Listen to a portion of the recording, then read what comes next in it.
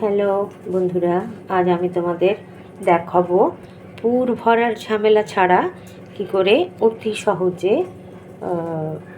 মটরশুঁটির কচুরি করা যায়। দেখো আমি প্রায় 1.5 কাপ মটরশুঁটি ছাড়িয়ে নিয়েছি, ধুয়ে নিয়েছি।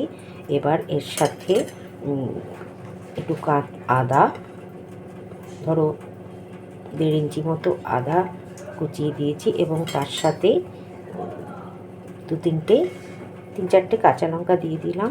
এবার আমি একটু জল দিলাম, দিয়ে এটাকে আমি পেস্ট করে নেব। আর হচ্ছে কচুরিতে যে মেনলি যেটার গন্ধ আমাদের নাকে লেগে থাকে, সেই মৌরি আমি 1/2 চামচ মৌরি এর সাথে দিয়ে আমি পেস্ট করে নেব। দেখো, মটরশুঁটি, আদা, কাঁচা লঙ্কা, মৌরি আমি পেস্ট করে নিয়েছি। আর এদিকে আমি 2 ভাগ আটা আর 1 ভাগ ময়দা নিয়েছি। তোমরা ইচ্ছে করলে শুধু আটা অথবা শুধু ময়দা দিয়েও করতে পারো। আমি আটা ময়দা মিশিয়ে নিয়েছি আর নিয়েছি এতে চিনি নিয়েছি, 1 চামচ চিনি নিয়েছি, নুন নিয়েছি। এবার দেখো, সুন্দর করে আমি সাদা তেল দিয়ে একটু ভালো করে ময়াম দিয়ে নেব। সুন্দর করে ময়াম দেওয়ার পরে এই ময়ামটা কিন্তু আমি খুব ভালো করে আগে মেখে নেব।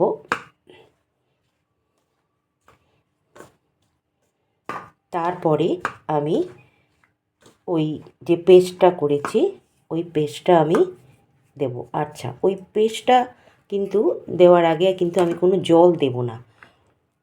যখন জল প্রয়োজন হবে আমি অল্প অল্প করে দিয়ে মাখবো। দেখো, আমি পুরো পেস্টটা ওর মধ্যে নিয়ে নিচ্ছি, নিয়ে অল্প অল্প করে মাখবো।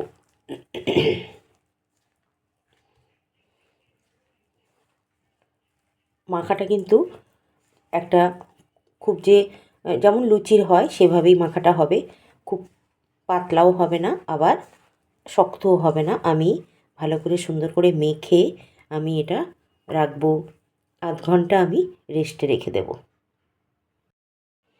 দেখো, আমি গোলমরিচের গুঁড়ো দিয়ে দিলাম।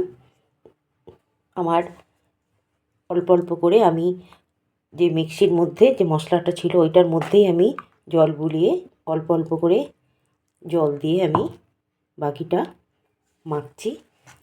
এভাবেই মাখাটা আমি কমপ্লিট করব।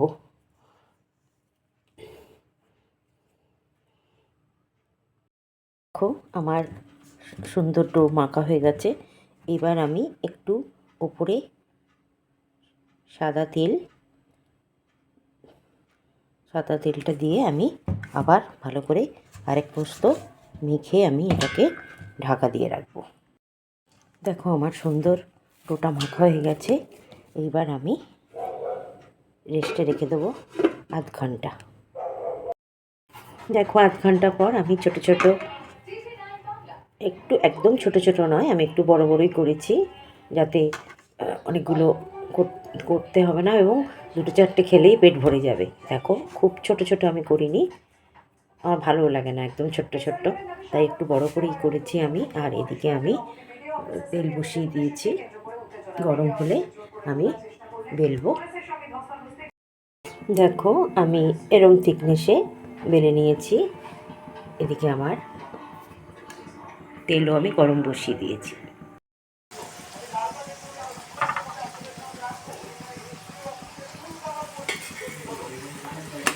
দেখো, কি সুন্দর একদম ফুলে উঠেছে।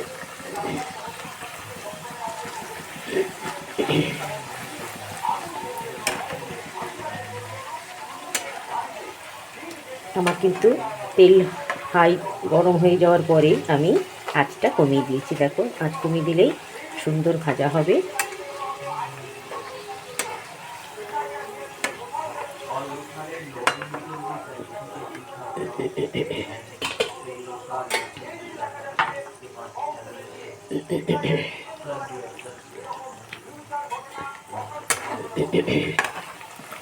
আমি যখন দেব তখন কিন্তু একসাথেই দেখো আমার দুটো করে ভাজা হয়ে যাচ্ছে।